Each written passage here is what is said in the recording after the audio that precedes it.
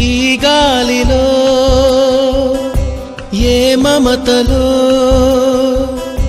మా అమ్మ మాటలాగా పలకరిస్తున్నాయి, గుర్తుకొస్తున్నాయి, గుర్తుకొస్తున్నాయి.